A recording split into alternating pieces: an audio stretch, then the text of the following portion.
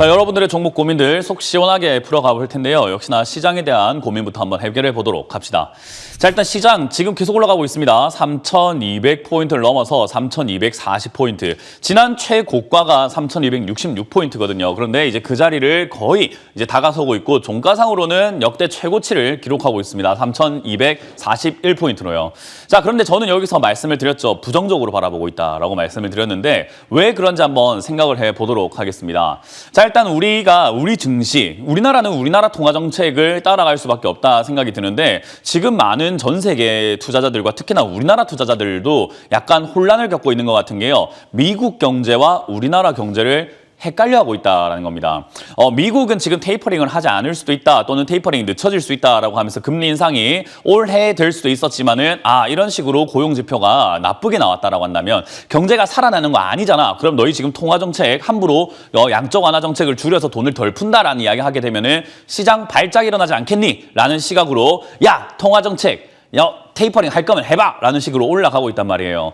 근데 그런 모습에서 미국과 우리나라 통화정책이 같을 수 있을까라고 한다면 그건 아닙니다. 왜냐하면 미국이 만약 우리보다 테이퍼링을 먼저 시작을 하고 금리 인상을 먼저 시작한다면 당연히 우리나라에 투자할 이유가 없죠. 미국이 더 안전하고 미국이 경제 대국인데 거기다가 그냥 돈을 맡기러 갈 거 아닙니까? 그렇기 때문에 우리나라 입장이나 또는 타국의 입장에서는 미국이 테이퍼링 하지 않는다고 하더라도 금리를 먼저 올리거나 테이퍼링을 먼저 진행할 수밖에 없습니다. 그래서 사실은 이렇게 올라갈 만한 내용은 아니라는 거죠. 근데 이제 우리나라 같은 경우는 경제 회복이 미국보다는 조금 더디게 될 것이라는 전망들이 나오고 있는 게 아무래도 백신 보급률이라든지 코로나 이거 확진세를 좀 멈출 수 있느냐 없느냐에 대한 그런 관건이 좀 남아있는 것 같아요.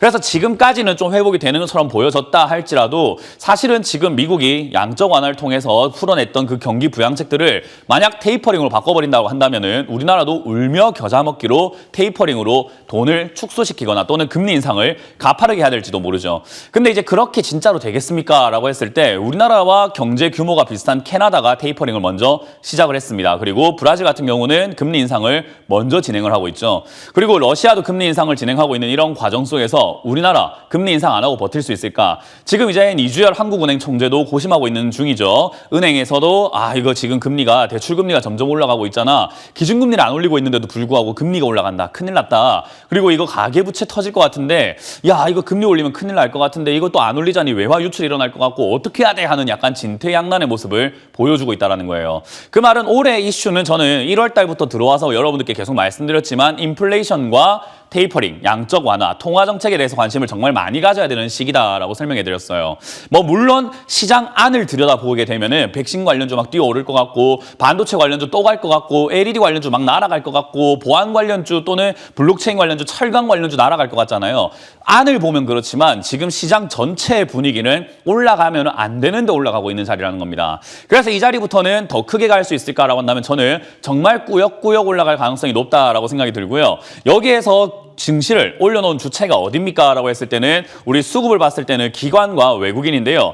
얘들이 지금 올려놓은 형태를 잘 보시면은 다릅니다. 지금까지의 형태랑 좀 다른 게 원래는 외국인과 기관이 시세를 만들어내면서 올라오는 동안에 매수세를 조금 보여줬어야 되는데 올라오는 동안에 매수세가 아니라 매도세가 계속 연달아 일어나오다가 고점 포인트 다다르니까 사는 척 하고 있는 겁니다.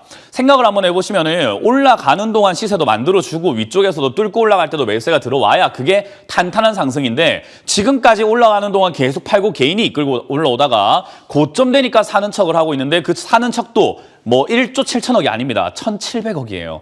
굉장히 작은 돈으로 증시를 뭔가 좀 이렇게 부풀어 오르게끔 만들고 있다는 거예요. 저는 그래서 이 시장 오래 가지 않을 거라고 평가를 합니다.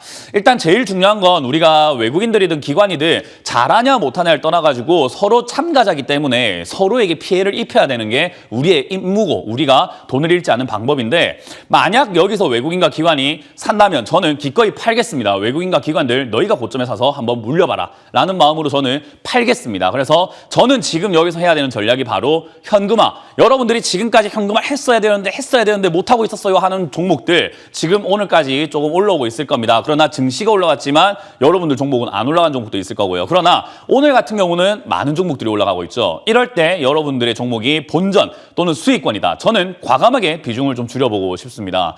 그래서 저는 이 상승에 전혀 속을 생각이 없고 별로 좋아 보이지 않기 때문에 현금화를 조금 진행을 해야 되는 부분이 아닌가라고 생각이 들고 뭐 현금 비중이 좀 부족하다 싶은 사람들은 좀 하셔도 좋고요. 그리고 나는 현금화 안전이 더 중요한 것 같아. 그래 수익 에이 안 먹고 말지 뭐라고 하실 생각이 있다고 하신다면 저는 현금 비중을 80%까지 늘려야 되는 곳이 지금부터이지 않을까 생각이 듭니다. 저는 올라가는 족족 80%까지 현금화를 해야 된다 생각을 하고 있고요. 지금 증시는 올라갈 이유가 진짜 눈꼽만큼도 없습니다. 그래서 여러분들 종목들 잘 관리하셔야 될 것 같고요. 특히나 이 증시에서 여러분들이 조심하셔야 되는 게 무엇인가라고 한다면은 절대로 좋다고 하는 종목 사서는 안 됩니다. 왜? 좋다고 하는 종목들을 비싸게 올려놓고 팔고 있는 거란 말이에요. 그래서 우리가 그런 걸 안 사는 게 중요한 거고요. 그리고 올라갈 만한 종목을 잡는 게 좋은데 올라갈 만한 종목은 지금 단기적으로 눈앞만 보고 있으면 안 돼요.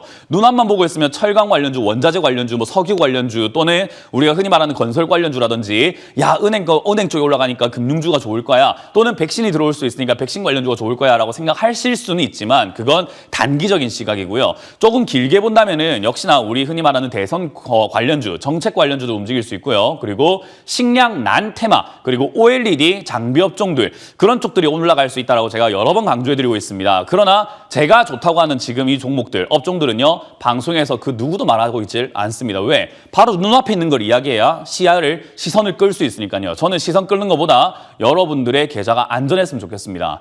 그래서 저는 앞으로 올라갈 만한 기업은 탄탄하게 실적이 나오고 있지만 바닥에 있는 종목들이다라고 말씀드려보고 싶고요. 지금 괜히 고점에 있는 종목 잡아서 고생하지 마시고 제가 말씀드린 것처럼 제가 원하는 투자 저점에 사서 올라갈 때 파는 여러분들이 되실 수 있도록 제가 최선을 다해서 조언을 해드리고 있다는 점 참고해 주시길 바라겠습니다.